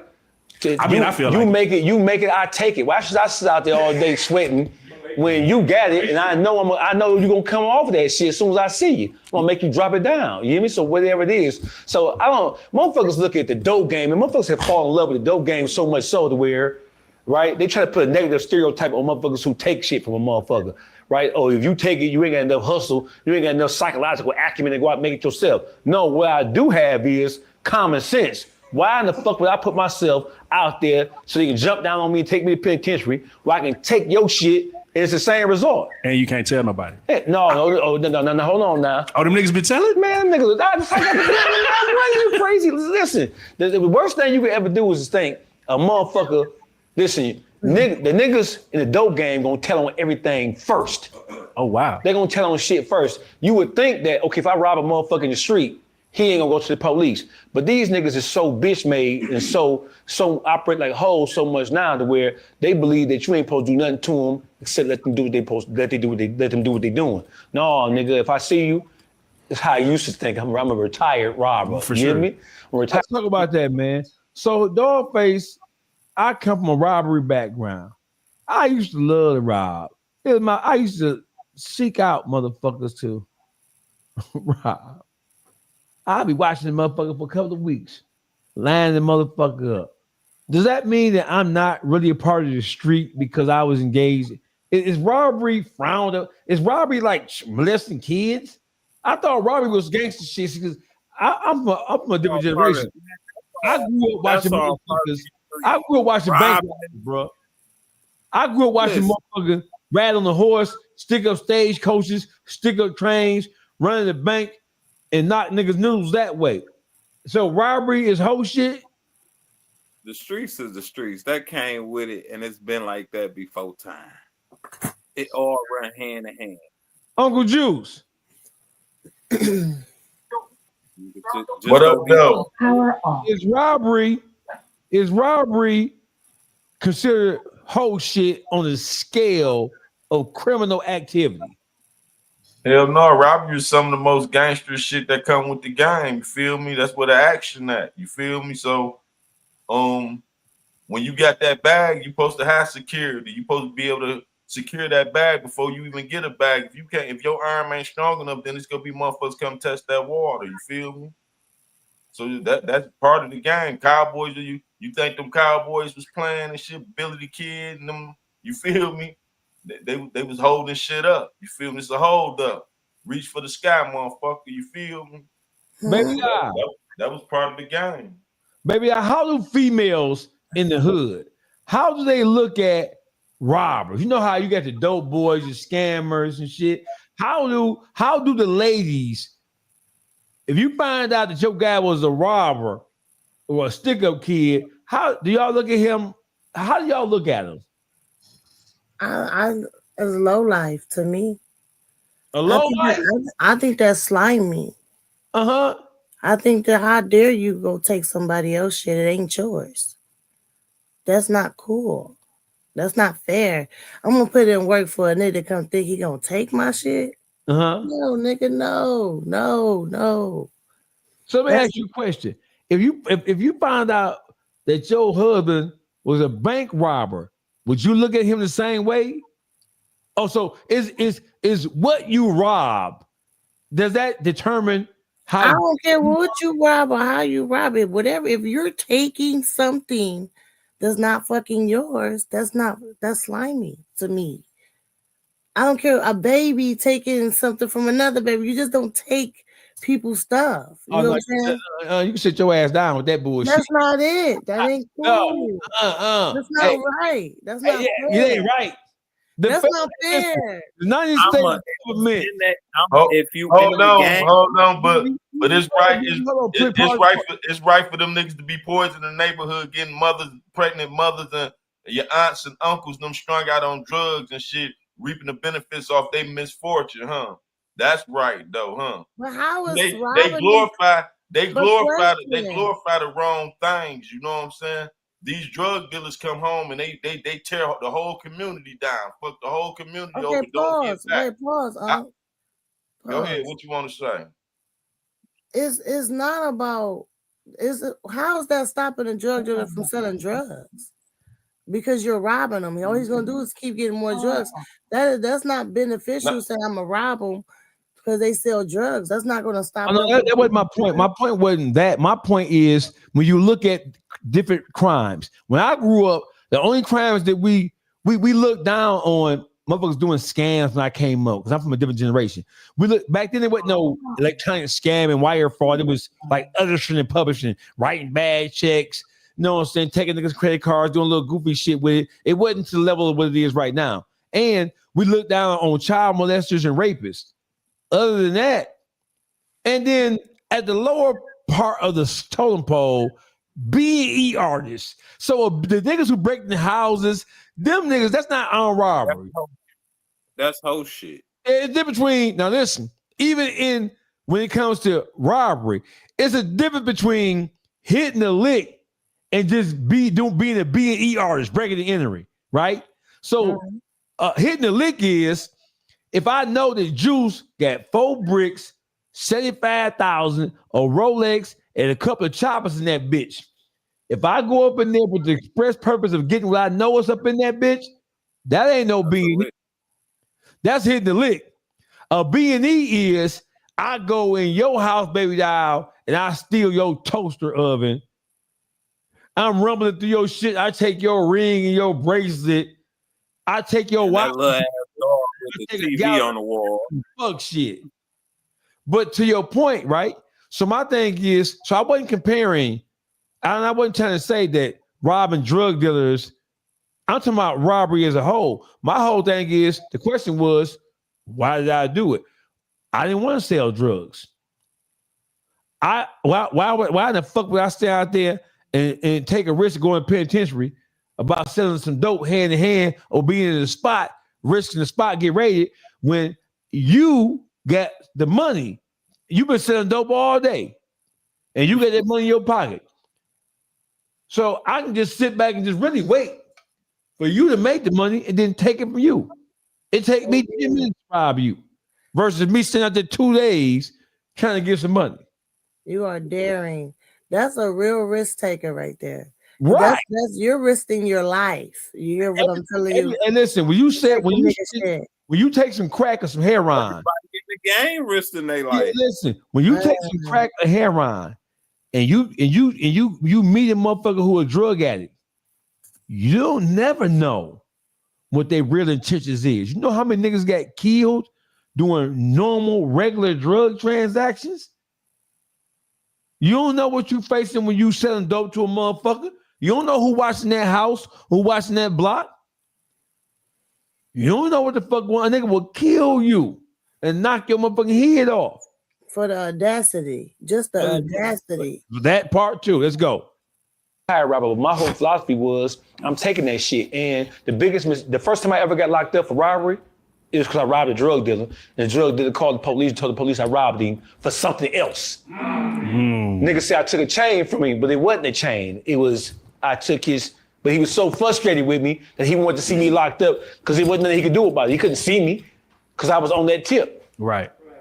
You know, when I grew up, it was like, shit, if you had that shit, you just better play defense or you just got it took from you. That's the nature of the game, bro. That's the nature of the game. That's the nature of the game. It's all part of the game. Everything that you see going on right now is part of the game. When motherfuckers say that robbery ain't a legitimate part of the game, then what the fuck is scamming? When we was coming up, we looked at scammers and niggas who wrote bad checks. We looked at that shit like it was some gay, weak ass shit. That wasn't no motherfucking real hood nigga shit to be ushering and publishing and doing like little petty ass scam. But look at scamming now. Right. A motherfucker rather scam than sell dope. Right? Because you gonna sell dope for 10 years. A motherfucker go scam and hit that the same amount of money you made from selling dope for 10 years. All the risks you took, everything that you did, all the penitentiary chances you took. A motherfucker come on some scam shit and make that amount of money in 2 or 3 days. Right. So you got motherfuckers, saying scamming ain't legit neither, but it is what it is. You can't judge a man. As long as a motherfucker ain't raping no kids, doing no pedophile ass shit, no Catholic church ass shit, I'm cool with what a motherfucker do. So, baby, what you think about that? So what scamming some real nigga shit as far as crime in the hood, baby doll? Scamming is all the same. It's just in different forms. So you can scamming with robbing. That's just robbing through the computer. That's over the phone. That's still robbing. That's robbing. Taking some shit that ain't yours. Scamming, tricking somebody out of their money. That's still robbing. That's robbing, face. You don't like no robbing at all? Huh? You don't like no robbing at all? No. Oh no, you baby, you don't need to be around me. I'll be minding my business. Just don't rob me. Rob me, a nigga, right now. I'll fuck around and have me a flashback. And I'll take a nigga there right now. Just call me. We can pray together. We just gonna pray this. We gonna pray that I rob this nigga.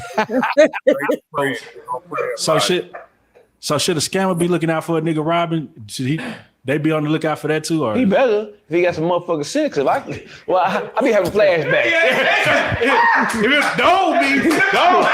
Yeah, I just had a flashback. Don't me. Y'all made me break into a sweat and this shit. Hey, listen. So the whole thing is, so all scammers ain't whole niggas. Facts. All drug dealers ain't whole niggas. Yeah. But when you in the street, all that shit is a part of the game, man. So for a motherfucker to say, well, you can't rob a motherfucker. If you rob, you a lame. You can't go get it. Hey, listen, all that shit is a part of the street culture. You can't break that shit and define that shit how you want to look at it just because you might be affected by it. It is what it is.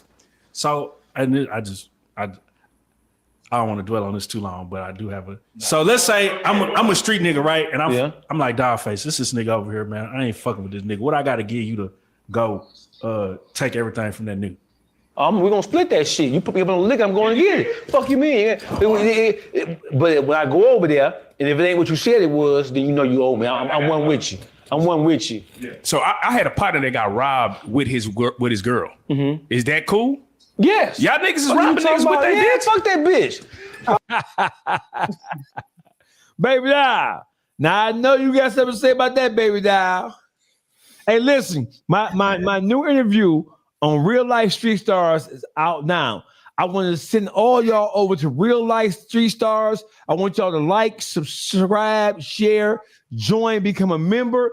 My interview is out right now on Real Life Street Stars. Get over there and watch that motherfucker. I'm telling you, I'm funny, I'm introspective, I'm educational. I went crazy over that motherfucker, man. Y'all need to go over there and watch my interview on Real Life Street Stars. Turn me up, comment. I don't give a fuck if you don't like what I'm saying. Comment. Leave your opinion. I'm over there dropping game. Pounds of it. Uncle Juice. What up, though? What up, though? Baby, I'll say I'm a no good motherfucker for robbing. Baby doll, you can't be judgmental. Everybody got their own different vices. Ain't nobody gonna judge you for yours. You feel me? Those all come with the game. That's why it's called the game. You can't tell nobody how to play the game. They playing by their rules that fit them to win. You feel me? So everybody got certain rules and boundaries. Like you got boundaries. You don't fuck with thieves. You ain't in the robbers or stealers. You feel me? Next person might be. You might be cool with a drug dealer. Next person ain't cool with drug dealer. So everybody got that's their choice. You got that wheel to choose. You feel me? Just because you don't like it, don't mean it ain't gonna happen. That's what's called life. You feel me? And when you play the game of life, everything's all fair and war. You feel me? Ain't no rules. The streets ain't what it is. And I'm with you, baby doll, on that to a certain point. The game is the game. See, I'm not a robber. I'm not a robber. I know my job though, and that's the watching. You see what I'm saying? Because I know that's part of the game. So knowing that it's part of the game, Dogface, stay the fuck away from me. That is not fair. That's just so unfair, you know. Hey, baby, my nigga. Hey, you know what's unfair? You know what's unfair? Why take some? How you just taking somebody's stuff? Because it's fun. That is just so. That's like, no, hell no. It's fun. You should try it. No, I'm gonna take you on the caper, baby doll. No, you just keep the compliment. I would not. If you look around life for real, the people with the suit and ties on that you signed for, they taking from you. They robbing from this government, taking rob from you every day. You paying taxes to work. Then you got to go pay taxes to buy your food. You feel me? You got to pay taxes to the government after you work for the money you earn. It's a take game. That's what this country. Look, I heard what you saying, but because they robbing us, they don't mean rob each other. I didn't say rob. I didn't say. I'm just gonna say like this. You ain't let me finish. The understanding of it is the game. It ain't that I'm saying I'm promoting nothing. It's life. You feel me? That's what comes with the life. You feel it ain't life ain't fair. You say, oh, that ain't fair. What part of life been fair? But you know what's so funny? You so right. That's none of my business. So if I rob drug dealers, in your mind, I'm lower than a drug dealer. You're mental, yeah. No, I'm not gonna say that. I think the drug dealers and even you is on the same level. It don't make you no better. The robbers are see, robbers ain't this ain't no. I'm just asking questions here, trying to get some insight, and then right. So when it comes to what's worse, I always look at what has the most negative impact on the community, from the youngest to the oldest amongst us. Drug dealers sell drugs that change people into zombies. The drug dealers sell drugs that make a mother sell her child in prostitution. Drug dealers sell drugs that cause a mother or a father or grandmother to take the food stamps and sell them to the dope man and leave their kid hungry. Dogface, I just feel like a sin is a sin to me. I just don't agree with none of it. I don't agree with none of it. I don't agree with the drug dealing. I do not agree with the robbing at all. Okay, no. I ain't mad at you though. I ain't mad at you. So you say a sin is a sin. You say so is raping women? Is raping women and molesting kids the same thing as robbing and selling dope? Same level. None is greater than others. It's all equal. It's just negativity. It's wrong. No, it's not no sin is greater than another sin. It's a sin. It's just all not good. No, I'm saying, what is more hurtful to a community? A motherfucker robbing or a motherfucker raping kids and molesting women? Which one has a greater negative impact on the community? Both, Dogface. No, which one has a greater? So you telling me a drug dealer, an armed robber, you don't understand that's okay. Level. With a molestation on the community, that's a mental hurt. But on a robber on a level, that's a poverty hurt. You get what I'm saying? Right. It's a hurt. So there are certain crimes that are motivated by poverty, are motivated by wanting, are motivated by being in the lower throngs of society and wanting to do better, even though it's something negative that you're doing to get it. So, like you just said, when you rape and any sex crime is a psychological thing that's not motivated by poverty. It's not motivated by not having. That's why you have a sex offender registry list, because even when they done, even the government knows that a sex offender is a lot worse than a drug trafficker, because a nigga can get caught with a key. A nigga can murder a motherfucker, do 20 years, come home, no registry. On the flip side of that, a motherfucker can catch a CSC case, do 6 months, come home on parole, and has to register for the rest of his life, but they keep track of him because they know and understand that this motherfucker, the propensity and the likelihood of him doing it again is high as hell. So we got to keep track of this nigga for the rest of his natural white or black ass life. So even the government recognize certain things are more vile and more inappropriate than others, which is why the consequence of it is different. But I get you. It is what it is. We all have our own set of ethos and morals. But I grew up robbing a motherfucker, and you lucky I ain't catch you. with your, because right now, I rob your husband right now. Keep fucking with me. Oh, baby. Yeah, I know he a gangster. Tell him to come out that motherfucker house. There's a stick up. It's gonna be a balloon release too. My namesake. What'd you say? Say red or blue balloons, face. What you say, Boogie? You think you gonna take stuff from me, baby? I worked hard for this. Yeah, but you lucky I'm retired. I'm happy, yo. I would relieve you of them motherfucking chains, baby. If I would, you lucky I'm retired. Don't make me. If I fall off, you better duck down, baby. Oh, baby, you ain't gonna fall off. From your mouth to the ears of he who created the heavens and the earth. God damn it, it is what it is, man. Hey, so listen, what are we doing about WAC 100, baby doll? What are we doing about WAC 100 and all this crazy ass shit?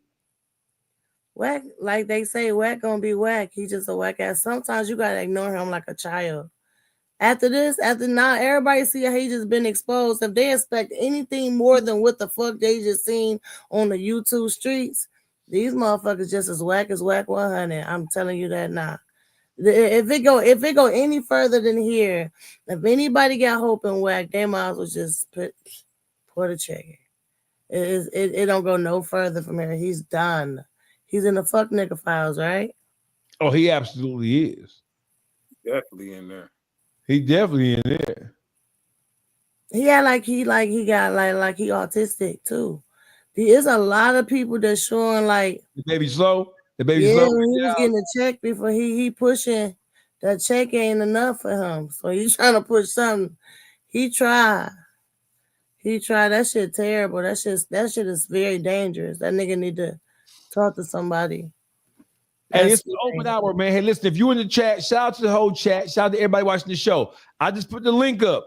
If you want to join the YouTube streets to make a comment, state your opinion, disagree with something we said, now is your opportunity. We're an hour and a half into this podcast. We're going to go 2 hours with it. Right now is the chat's opportunity to come in and join us and be on screen. You want to make a comment, you want to shout us out, you want to pitch a product, whatever you want to do, there's the link. Copy that link. Come join us and talk your shit. What's the hottest thing in the news right now, Boogie? Who done violated some shit? All them goddamn NBA players, man. Juice. Yo, you did. Honeycomb Meach.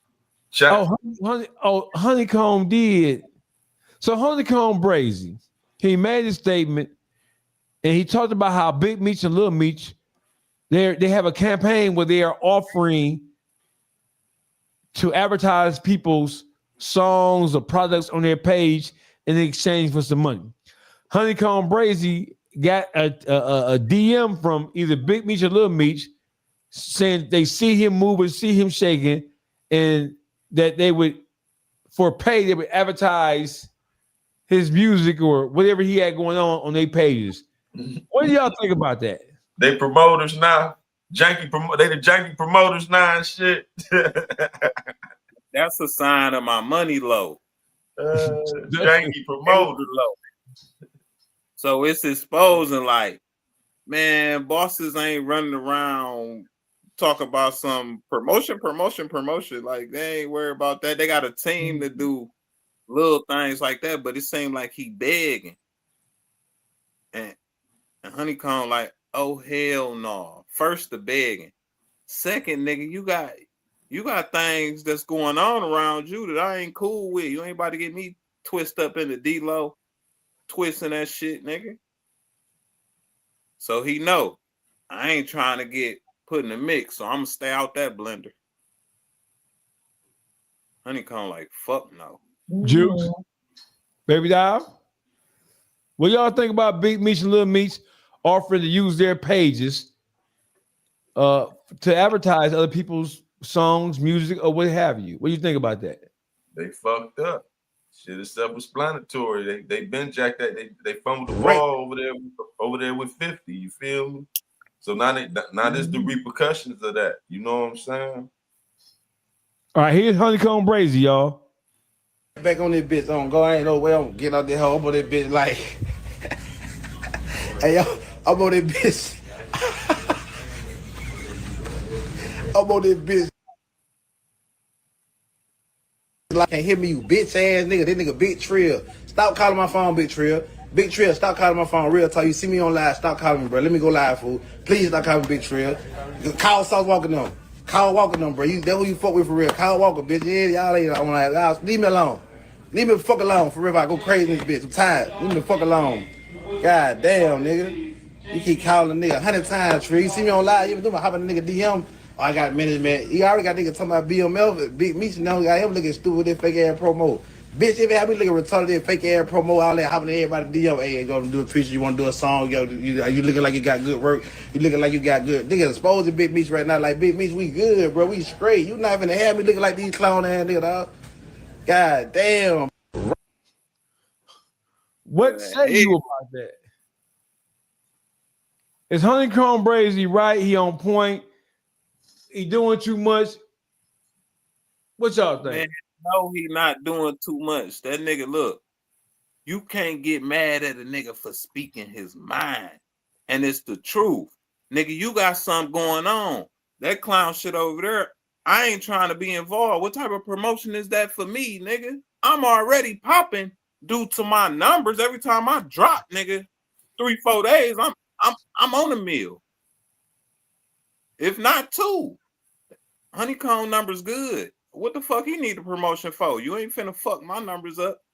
And I've been a solid nigga, and they try to hit me with the birds of a feather flock together.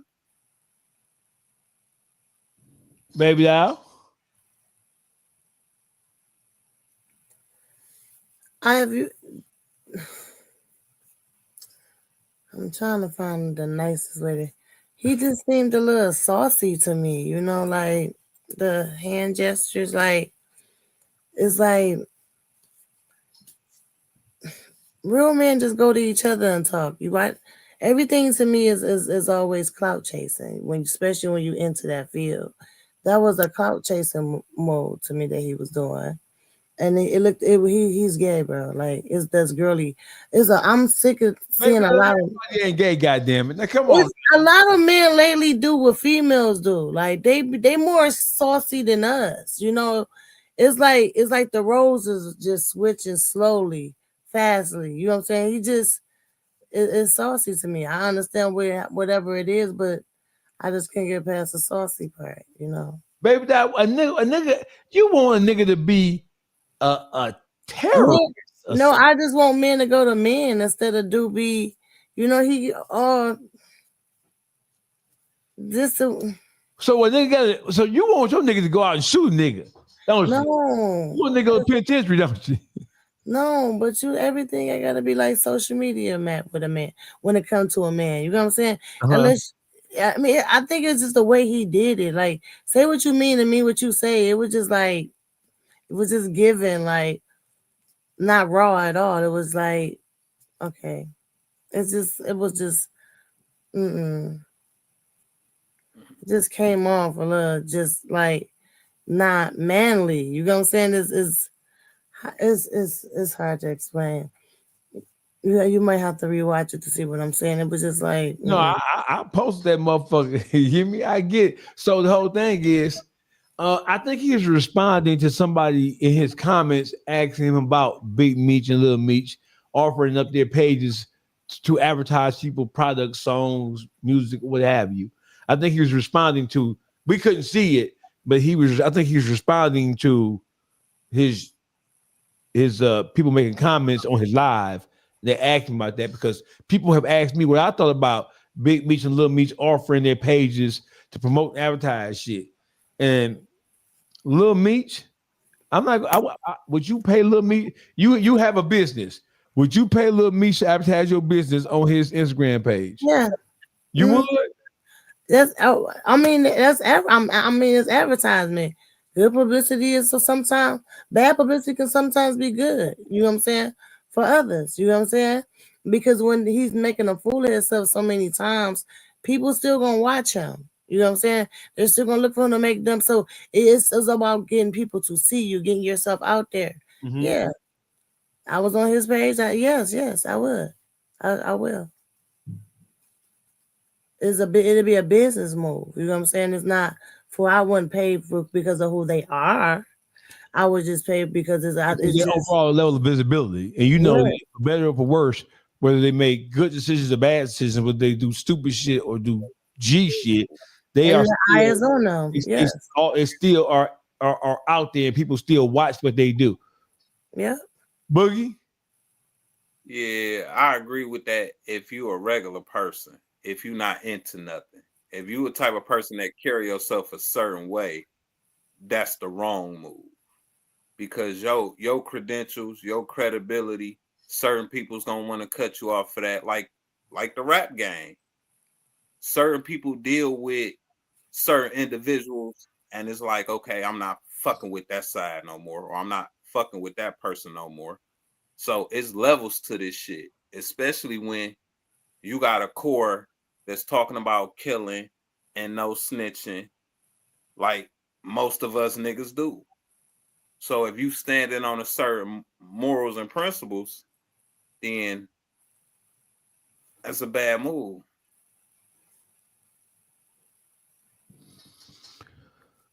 I'm not paying Little Meech bitch ass a motherfucking thing to do nothing.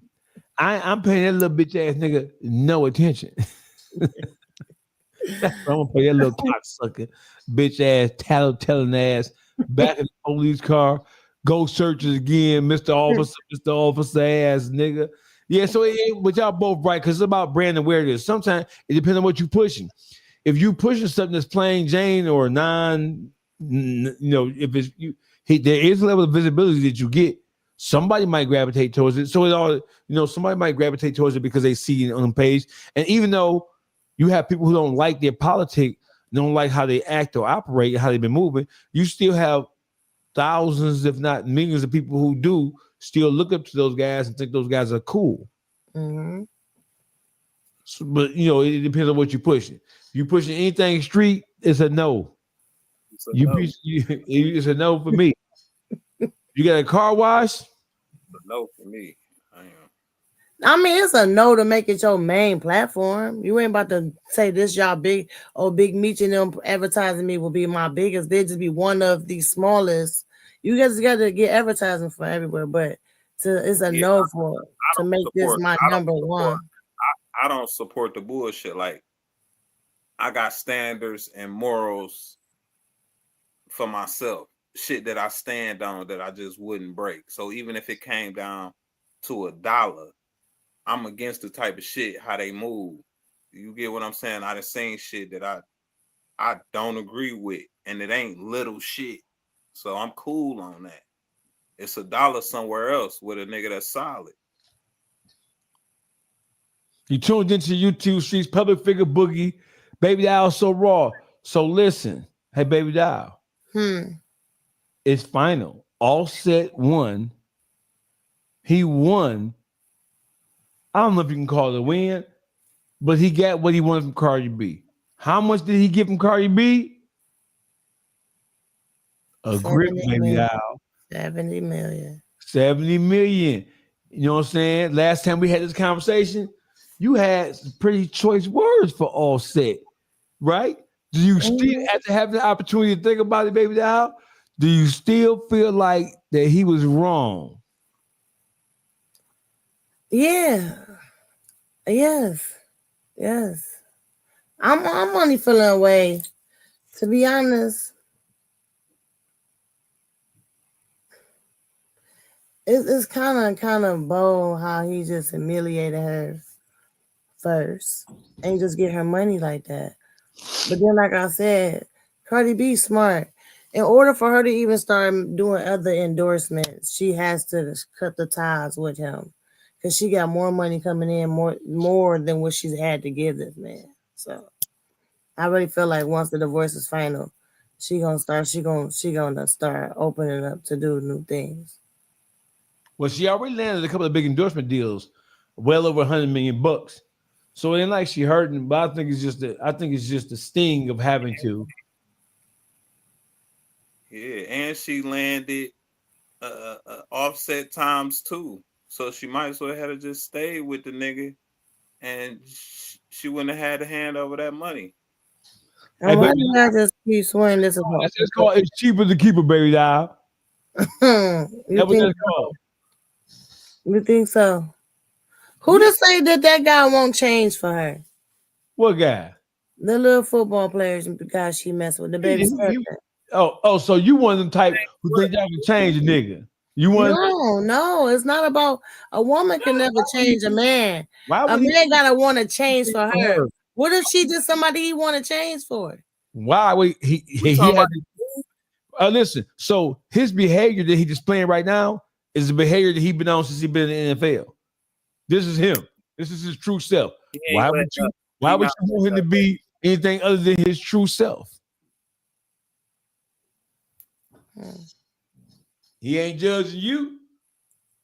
He knew you was pregnant with Offset, baby, when he was sticking pipe up in you and busting all on that baby head. He didn't mind then. He put a dent in that baby head. No, he didn't. That is so terrible. Ain't it? I forgot she a Cardi B fan, Boogie. She don't want to hear nothing about Cardi. I love her. She don't want to hear no negativity about Cardi. She might cut it. If you end up with the same thing, then you might as well have to just. Maybe she just wanted that way. Maybe that's good for her. You get what I'm saying? Maybe that's what she wants. Maybe this is what she wants. Shout out to One Freshly Snipes, man. We back, baby. We is in full effect. I've been on tour. I've been on world tour. Y'all know what it is, man. It is what it is, but we back. Baby doll been on bullshit. We don't know where she been. Where in the world is Waldo? Baby doll been out doing what she do, selling crack and mix that on Westmore. Baby sitting all out the same house. Right. She been selling barbecue dinners, doing lashes, cutting grass. I'll be chilling, man. Don't do me like that. I'll be chilling. You guys, don't you got a business? I only be quiet because when I be have to really think about and just study the words that's about to come out of my mouth so I don't sound too ratchet, you know. What you mean? Come on, what are you talking about? I ain't talking about nothing. I'm just saying remember I'm trying to learn how not to cuss. Who said that? We tell you that. No, not y'all, but me. I'm just trying to, okay, we giving you a hall pass. Go ahead and cuss. Come on. No, I don't want to cuss though. I dare you to cuss. She working on this shit. I don't want to cuss. I truly don't want to cuss. Go ahead and cuss, Get this knowledge and spit this knowledge on the YouTube streets. No, but go ahead and cuss though. We give you a hall pass. Go ahead. No, I don't want to cuss though. I really ain't found the word I really want to say that bad yet. You went to church today? No. I went to work today. I got a job. So you don't want to cuss, you show? Yeah, I'm positive. Baby doll, I think if you cuss, I think if you push it out, I think you will feel better about life. No. Mm-mm. It works wonders for me. I'm always cussing.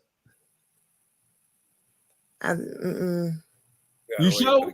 Because you look like the look on your face is one of wanting to use profanity. You sure you don't want to use no profanity? No, I'm kind of positive.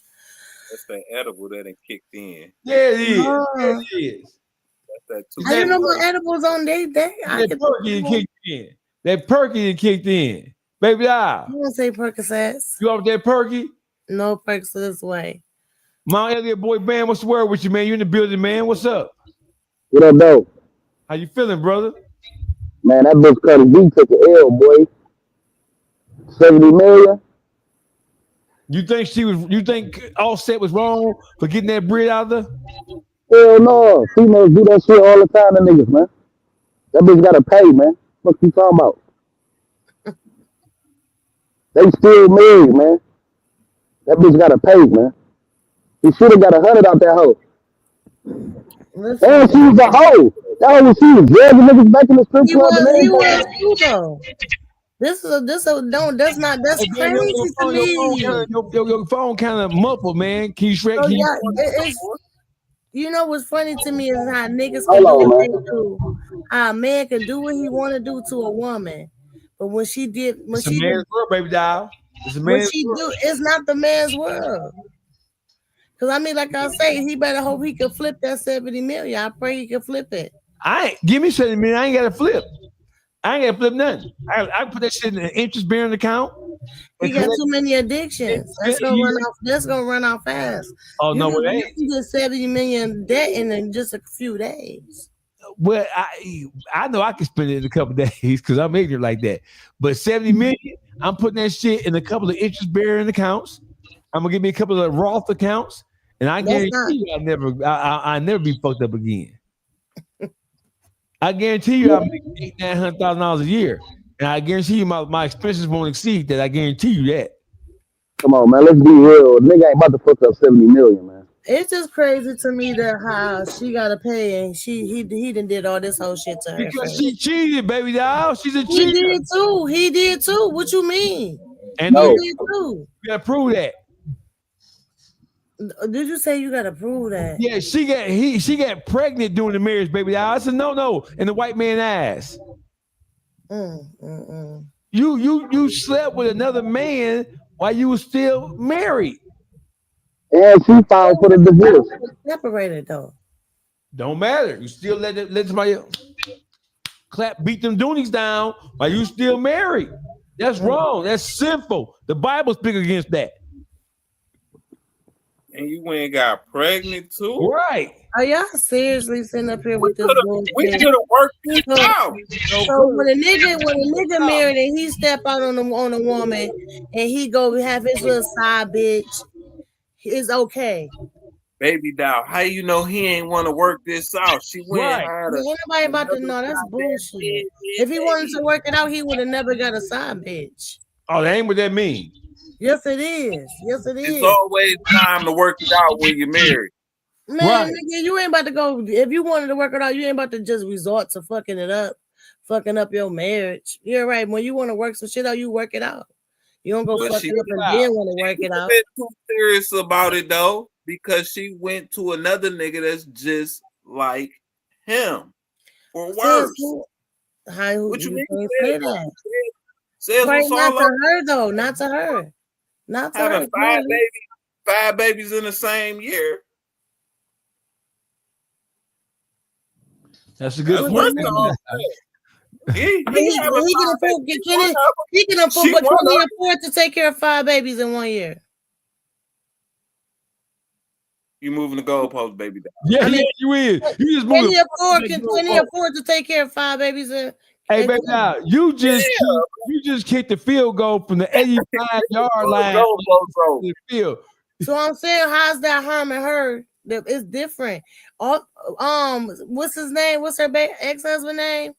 Offset broke right now. It's still married. He ain't gonna have no babies on her. Right. He embarrassed her in the tabloids, bro. He embarrassed her life. And it's on record that he was cheating first. What are you talking about? I don't even understand how they even granted him that. all because a baby. What about it in the tabloids? Like he was cheating first. This shit is not. Just because the tabloid said it don't mean it's true. Because the tabloid said the tabloids always get the stories He ain't wrong. bring no baby home, baby doll. He ain't bring no baby down. He ain't bring no baby home. See, and That was Offset looked like infidelity. I want to work it out ass nigga. You know what I'm saying? And she go have this. Nah. No, that is something ain't fair. That ain't fair. I don't give a fuck. You talking about because ain't no baby. Hey, baby doll, guess what? In the tableau, this showed that they were separated. They was in the No, they but were separated. according to the white man law, separation is not divorce. Y'all still together. So also they said that if she has that baby while they're still married, that's officially Offset baby by law because they're married.